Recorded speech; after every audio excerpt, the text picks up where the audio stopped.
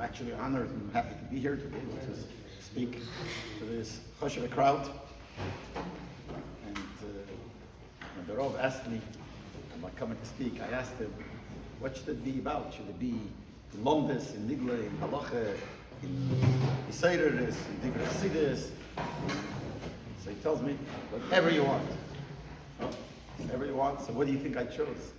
If I have an opportunity to say, as a chassid, to say something in Chassidus, I chose that. And as a Lubavitcher chassid, you probably expect that it will be based on the Rebbe's Torah.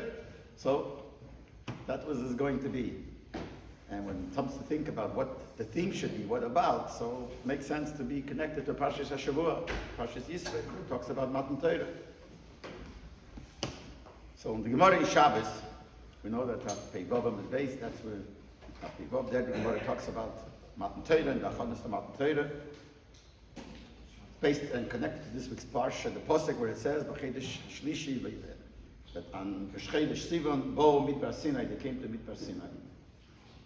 And in the Gemara we have a Machlekes, B'chedesh, then when they came to Har Sinai, what day of the week it was? Was it a Sunday or a Monday?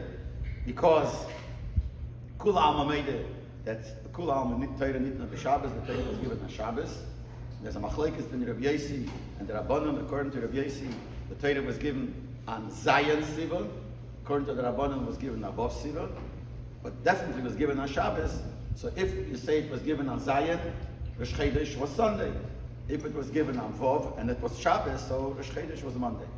And here the Gemara and the Peivav and the Beis of Shabbos go through the details of the process, what took place before Matan Torah.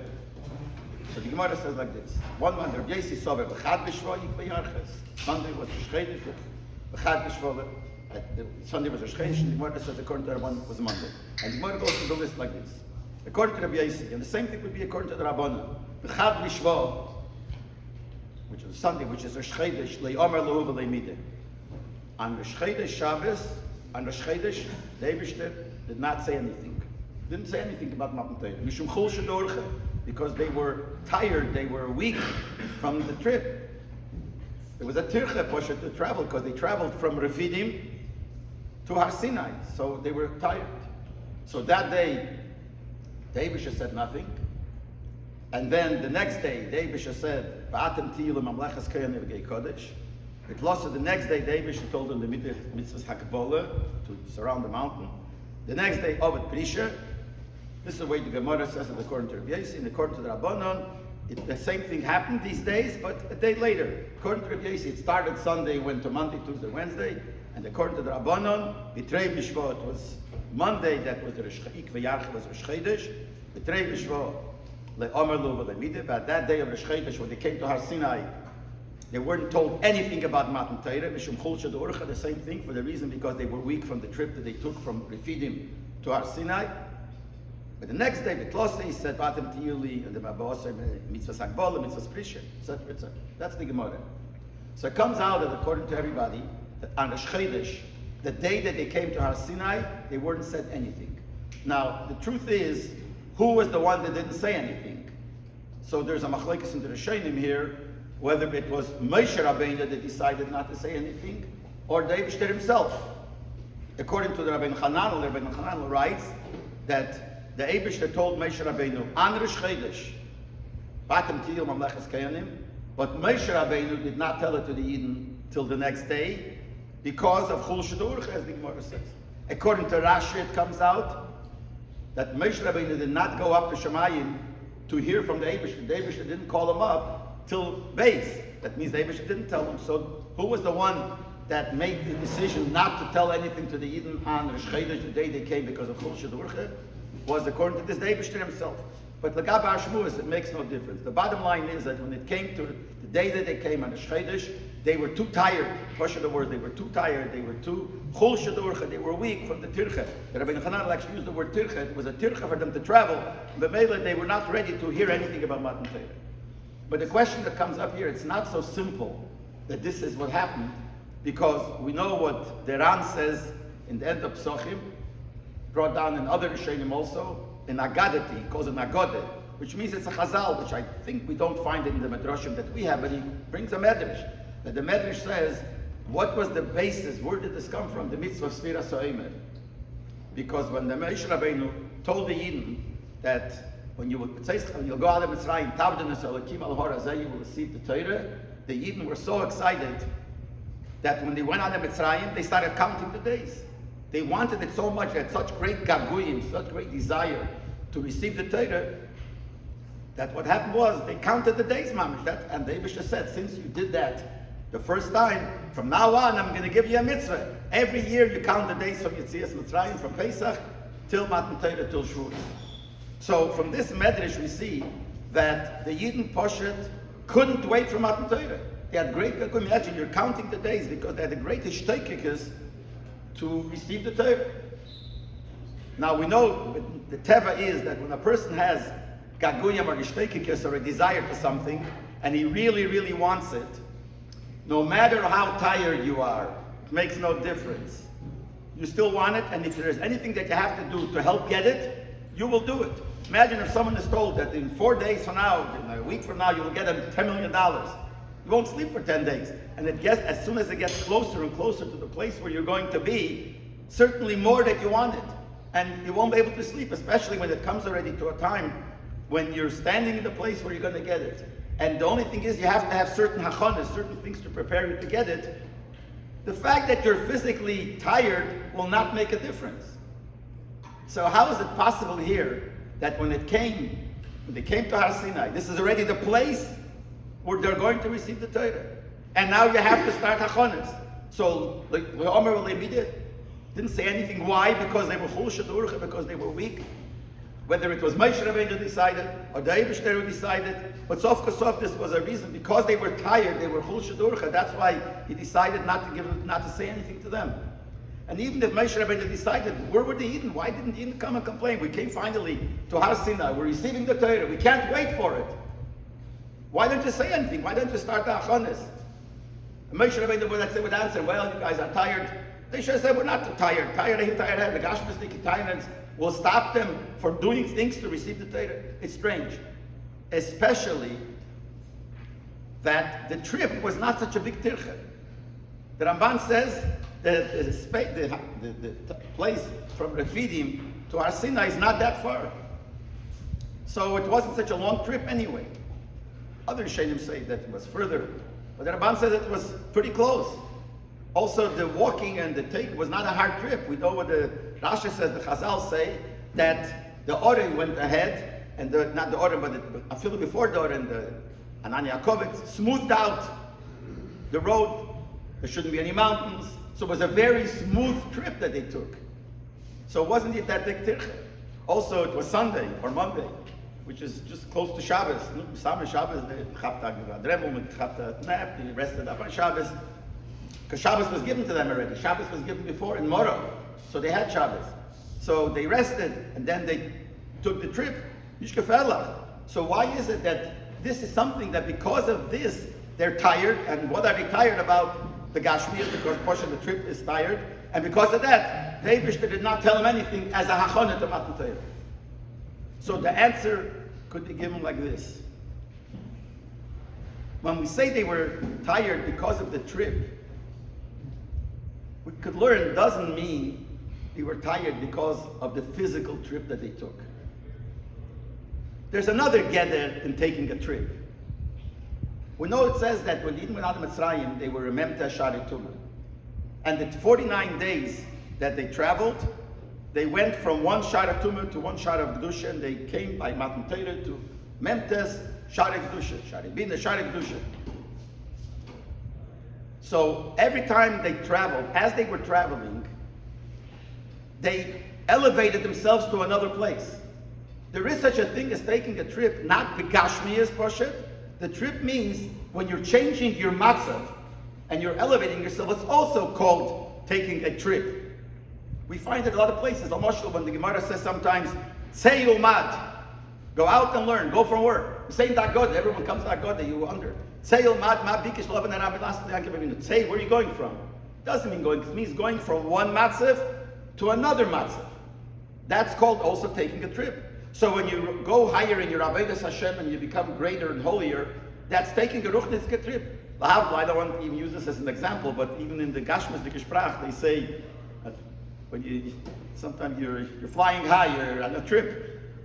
It's a trip of not the Gashmis going somewhere. Here, the Gashmis, the traveling by the Eden was also an elevation in their Madrege that was a trip. Even in Halacha, sometimes we find that if it's a change in Matzav, it's called Mamish taking a trip. I don't want to go into the Arichas, but in Halacha we find the din of Kol Porish, Merubah Porish. If you have Rav and anything that's moved away, we go Merubah Porish, you go Basarov. If it's Kovua, it's Machzal Machzal, but if it's Porish, so we find a case where the Rambam says that you're allowed to marry now a goy who was Megayer who lives in Mitzrayim, even though you're not allowed to marry a Mitzri for 3 days. So the Rambam says, because Bosam Cherev of Bilbul Sa'elim, he mixed up the whole world. So B'meile, we don't know if these are the Mitzrayim. Even though in Mitzrayim there were left some Mitzrayim. But the Rambam says a Lashon, keeping the Porish Leizgayer, so it's Porish, and rough people there are not Mitzrayim anymore, so you're allowed to marry. And the question is, that's only if Porish. What happens if you marry a Mitzri that's Kavua, that you're going to them, not to go into the Arichas? So some Achrayim say, when the Rambam says called the Porish Leizgayer, it doesn't mean Porish left the place. Normally Porish means if something was here and then it left, and that's what the Sophic became, that's called Porish.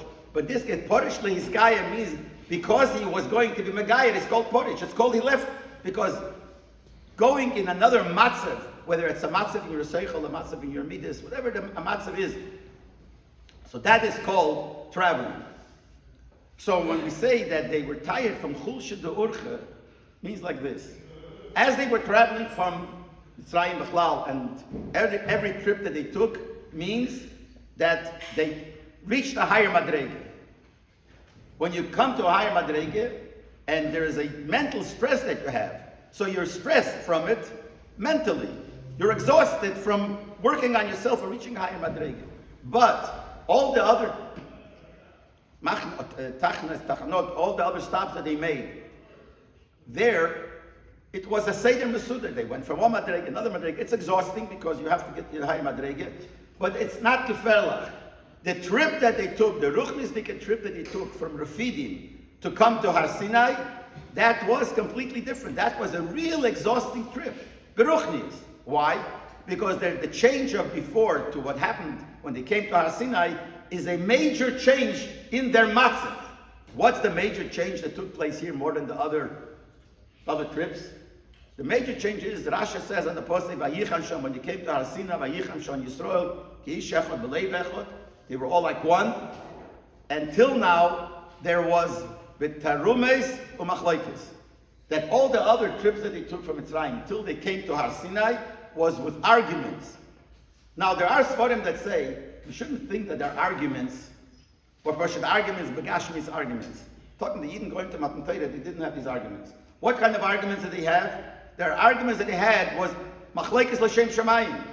They argued in Torah, in what they were learning. There was a Machlekes. And that's not a bad thing, B'etzem. The Eibishter created, the Gemara says that all the people ain't they the same Shabbos.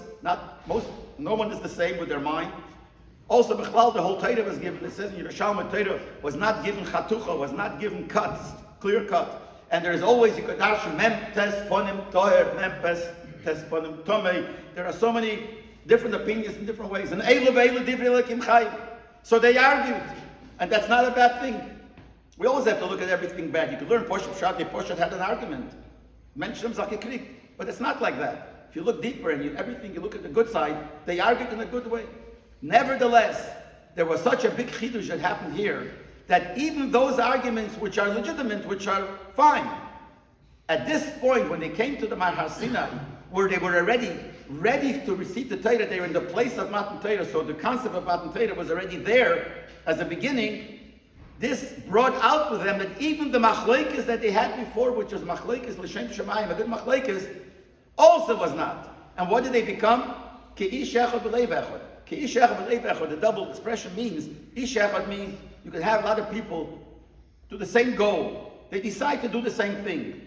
But lav dafke, that in their heart they really feel that way. In this case, they became ki ish echad b'leiv echad. Even in their heart. That is a big jump. from the matzav that they were before, the matzav that they're now, that's a very big jump beruchnis. And that's what the Gemara means, that when they came, the day that they came, they were chulsh de urche, they were weak, they were exhausted, and therefore they were not told anything. Is not, the kasha was, how could you say they were exhausted? That's why they didn't have anything to prepare the Matan Torah. It wasn't just a physical exhaustion. It was exhausted from their matzav ruach ruchni, the spiritual matzav ruach that they had, and they were exhausted from it. And that's why, if you're exhausted, the Eibishter said, or Moshe Rabbeinu said, I'm not going to bother you today, but I'm not going to give you today. The truth is, this does not really answer the kasha completely, because after all, even if they were exhausted beruchnius, which makes it easier, that it's not the exhaustion, the gashmias that stopped them from hearing anything about Matan Torah, it was beruchnius, but still, because they had such great gaguyim to Matan Torah, this would not stop them from wanting to hear more in their hachonas to Matan Torah. So the emes is, we could go a step further, that normally we just learn, whichever way we're going to learn, as we said before, chol shedurche, being weak, is a chasad, something lacking. But we have no choice. If you're exhausted, we can't do anything. So we explained that really it's a ruchnisdik exhaustion. B'meile, even though there is a chesodin here that they were weak and they couldn't hear about Matan Torah, but nevertheless it was kadai. The pshat is different. We can go a step further. That it's not that it's a chesodin. Chol shedu urcha, the fact that they were weak, that itself is a hachana to Matan Torah. Now let's explain so why. The chol shedurcha is good, based on what we're saying till now. Chol shedurcha is good. And when it says the Eibishter didn't say anything, didn't say anything, that's part of the hachana to Matan Torah. Now what does that mean? That being weak and not hearing anything about Matan Torah, the Eibishter not giving him over any instructions, that is a hachana to Matan Torah. So in order to understand that, let's understand another thing here. We said here that Vayicham Shom Yisrael ki ish echad, they were all like one. They were all united like one. The question is, how is it possible? We're talking about people on so many different levels. Moshe Rabbeinu, all the way down to the Poshet Shebepshutim, the simplest Jew, and they're all one. Now the only way it could be is because there is something that all Yidden have in common. There's a common denominator between all the Yidden from Moshe Rabbeinu to the Poshet Shebepshutim. There's something there. And what is that? The Etzem HaNeshama. Every Yid has an Etzem HaNeshama. And when the Yidden came to Har Sinai, what happened? Their Etzem HaNeshama was Nisgala. Since they came already to the place of Matan Torah, so there was already a beginning of the Giluyim, we call it, of the great revelations of Matan Torah. It was Megala, their Etzem HaNeshama. What's the pshat that by Matan Torah was Nisgala, the Etzem HaNeshama? There's a famous kasha. What was so special about Matan Torah? They even learned the Torah before. Avraham Avinu learned Torah, Zokim Yeshiv Yeshiva, Yitzchak Yaakov, Noach learned Torah.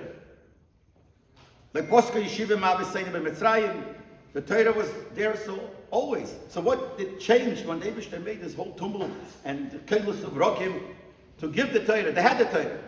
The answer is, in simple words, before they were not mitzvah based, they were not commanded to learn Torah, and by Matan Torah they were mitzvah. But the Nekuda is, before that they learned Torah on their own.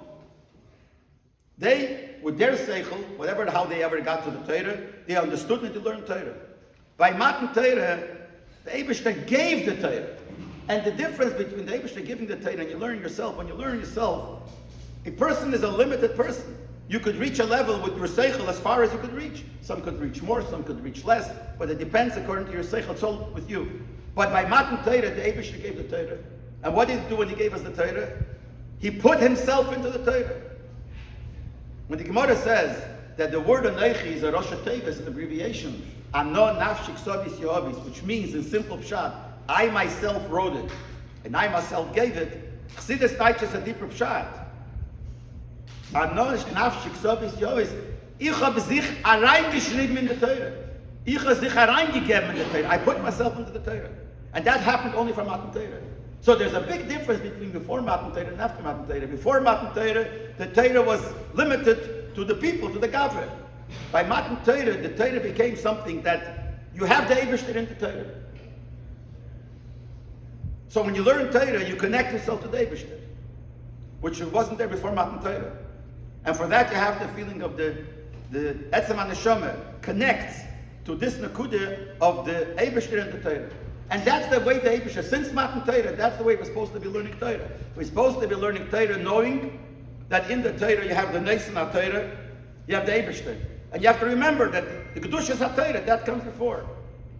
If you look in the Bach in the beginning of Simon Mem Zayin, writes, what the Gemara says, that the Churban Beis HaMikdash came, Asher Liborcha V'Atayra Tchila, they didn't make a Birchas HaTorah. So the Bach explains, what's the pshat that didn't, he quotes from the Talmid of Rabbi Yeina, what's the pshat that didn't make Birchas HaTorah? Why didn't they make Birchas HaTorah? What's wrong? How long does it take to make a bracha before you learn? So he explains, it's not the word that didn't say the brachas.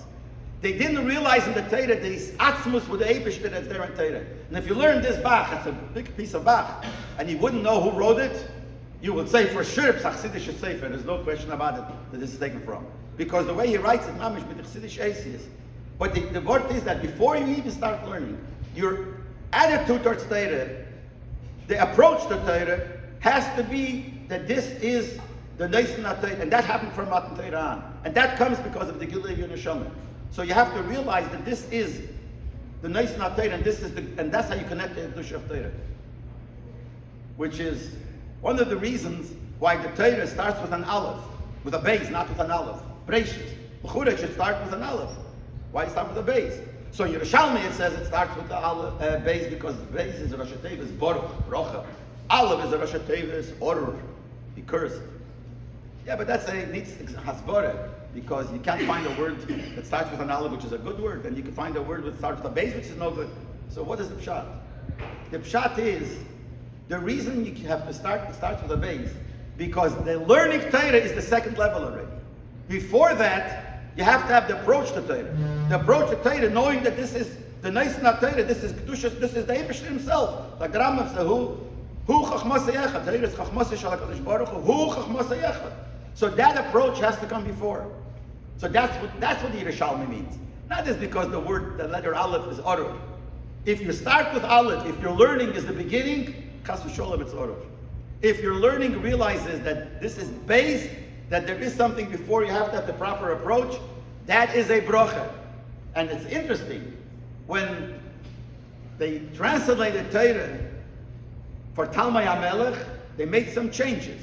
One of the changes they made, that instead of writing Breishis Bor Elikim, they wrote Elikim Bor Breishis. So you see, by the Goyim it starts with an Aleph. The way they translate it is with an Aleph. Why? Because this Nekudah that you're connected to the Kedushas HaTorah, to the Eibishter, and you take, like the Lashon in Zayar and other places, Eisiyatem Leichem, you have the Torah, you're taking the Eibishter. It's not just the Chochmah, you're taking the Eibishter. That's not Shaykhus to a Goy. That's why when it says, if someone will tell you, Chochmah yesh b'goyim tamim, you should believe, Torah yesh b'goyim al tamim, what's the pshat? Goyim can also, you have Goyim who learn Torah. They'll learn the Bible, some Goyim even learn the Gemara, they could learn. Doesn't mean they can't learn the piece of Gemara. They can't learn Torah, the Torah which is the Kedushas HaTorah, that they don't have no matter what, it doesn't apply to a Goy. That's actually by Chanukah what it says, that what they wanted was Lashkicham Teirasecha Lavir B'chukei Zanecha. So it says in Svarim. It doesn't say Lashkicham HaTorah, they wanted to make the Yidden forget the Torah. Fakir, they were happy Yidden learned Torah. They were very intellectual people, the Yidden. And the Yidden are the most intellectual nation. What did they want? You shouldn't learn Lashkicham Teirasecha to realize that this is your Torah. Lavir B'chukei Zanecha, that's the Eibishter's. And this whole Nekudah happened by Matan Torah. By Matan Torah, when the Eibishter put himself in the Torah, and now you have to learn it that way. And that comes from the Gilui of your Etzem HaNeshama. Because of the Etzem HaNeshama that the Yid has, he's able to connect to the Eibishter. But you have to have the proper bittul. As long as a person doesn't unclothe himself of his own yeshes, of your own ego, you can't do that. You can't accept the Kedusha of the Torah. You're not a keilah for it. When there is the hisgalus of when the person has the bittul, he feels his neshama, and he has the bittul of the hisbatlus of himself, then he's a keilah for this oisiyatem leichem for the Eibishter. And that happened in Matan Torah. And that nekudah, that when you learn Torah, you're connected to the Eibishter, to realize that is equal by every Yid. No matter who you are, whether you learn 24 hours a day, or you learn al pidin your Yitzhak, if you don't have the time, your Yitzhak, Perek Echad Shachar, Perek Arbis, Posek Echad Shachar, Posek Arbis. When you learn the Torah, you have that nekuda that you connect yourself to the Eibishter. And you have to have that approach. So when we say Vayichan Sham Yisrael, that the Yidden rested there, they were all like one. And we asked the Shaila, how could they all be like one when there are different levels? The different levels is in the learning. Yes, in the learning there are different levels. But in the nekuda of what Torah is, that Torah is Chochmasa Shel HaKadosh Baruch Hu, and Hu Chochmasa Yechad, that's equal by everybody. Whether you're the biggest or the lowest, it's equal by everybody. So when they came to Har Sinai, and already started the Inyonim of Matan Torah, what happened was, the Gilui of Matan Torah made it so that the Etzem and Neshama started becoming revealed, and when the Etzem and Neshama is revealed, we said that is equal by everybody. So how did the Vayichan Sham Yisrael happen? Because there was the feeling that Gila and Neshama, the connection to the Eibishter was there, and that was Nizgala, because that's Nizgala Matan Torah, and that made that all people are equal. So it comes out like this, that the first achana you have to have the Matan Torah is like we say when you learn, the first achana to learning is the hisbatlas of your yeshes, of your ego. Because as long as you have your ego, you're not a kela to feel the kedusha of the Torah. So you have to have these battles. And that is not the learning. So when the Gemara says that when they came to Har Sinai, Vayichan Sham Yisrael, ki ish echad b'leiv echad, that's the beginning of Matan Torah. And what does it mean, ki ish echad b'leiv echad? That they reach this level that they're all equal because of this one nekuda that they all have. You could imagine what kind of exhaustion this was. But besides that, when the Gemara says that on Rosh Chodesh is chulsha de urcha, they were chulsha de urcha from their trip, the word chulsha means they were weak. Their metzias was weak. They were mevatel their metzias. Because of this urcha, because of this trip that they took to go from one level to the higher level, to the level that they reached here where there was the Gil of the Etzem and the Neshama. And that's why Le'omer v'Le'mida. Saying is already protim. We're talking here about before you get to the details. The approach generally. That's beyond words. That's beyond saying. Like we said, Chumash starts with a base. The Aleph is not written. Because the idea is it's not what's written. It's what comes before what's written. Before what's said. And that's the pshat in the Gemara here. That, why didn't he say anything on Rosh Chodesh? So we said the reason is because they came by Yichah Shem Yisrael. So the Gemara says, they didn't say anything. And this is the best achana. The achana is these battles, the chulsha, the urcha, they're bottle, they're weak, their yeshes is weak. And le'omer v'lemida, it's not the same. After that came the achanas of the details. Everything that the Eibush said to them. Because after all, the tachlis is, taka, you have to have the proper achana of being mevatel yourself and realizing the kedusha of Torah. But then you have to actually learn. So first comes these battles, and then you actually have to learn. That's why that came later. They just told them different things. Adam deal, Lefemi, Angola, Risha, all the different things that they said to them are details in their hachana. So you have basically two types of hachana to Matan Torah. The first hachana to Matan Torah was le'omer v'le'mida. That's part of the hachana. See, the question we asked, the Eibush said nothing to them because they were weak. And we said before, okay, maybe it wasn't a simple weakness. But now what I'm saying is even more. That's not a weakness. That's a weakness, but a weakness that's part of the achana. The achana is, yes, they weakened their metzias. And le'omer v'le'mida. That's one achana, and that comes the first. As soon as they came to Har Sinai that first day, they reached that level of ki ish echad b'leiv echad, the izgalos of their neshama. Then starts what has to come after that. About the after you have the achana, you can't say a person is going to sit down and have these battles and realizing the Kedushas HaTorah, and that's it, but them to apply, they won't learn. Then you have to learn. Okay, the tachlis is to learn then. And then, if you have that achana, so when you're learning, which seems your yeshes is involved, because you're learning, we want you to learn with your seichel, that you have to, your brain has to understand, that means my metzias is involved. And we have to talk, I have to understand my metzias. Not like sons, once I asked the bocher about a Tosfos, where does Tosfos get this from, whatever Tosfos said. So he says to me, I tell you the truth, I trust Tosfos. I know what Tosfos wrote is really good and really right, so I trust. I don't need that. It doesn't work that way. You have to sit and learn, and you have to understand Torah with your own seichel. But that's the second step. That's the base. Actually, we see in the Gemara also. The Gemara starts with our base. Why does it start with our base? Well, Poshup Shad starts with our base because the Sharbalat, the cover page is page Aleph. The printer decided that. But everything is Hashgacha Pratis. Because when you start learning, that's already the second level. You have to have that first. But then you have to get to the second level. And that's what happened here. So the Eden had these two achonas. The achana before, the first achana, which is Chulsha the Urcha, which is a achana. Le'omer v'le'mida is a achana. And then they had the second achana, which is the achana of Posha getting into details with that. And between the two, they had this nekudah of feeling the truth of the Torah. And from then on, we got the koyach throughout all the years. This is how we have it. Like the Matan Torah. We have to have this first sugain to Torah, the first approach, and how we look at the Torah, the Kedushas of Torah. And from then we have to sit down, push it, and learn. We have to learn the Tosfos, we have to learn the Ksos, we have to learn, push it, sit and learn. And between the two, we connect ourselves to the Eibishter, and we take the Eibishter. I know Nafshik Sovis Yehovis, the Eibishter put himself into the Torah, he wrote himself into the Torah, and we connect to that. And when Mashiach will come, we will actually see it. Now, we don't see it. We know this is it, but we don't see it. When Mashiach will come, it will be Nizgalo. You see, when we learn Torah, we'll see how we connect to the Eibishter, and the Eibishter should help. It should be very, very soon to Kodesh.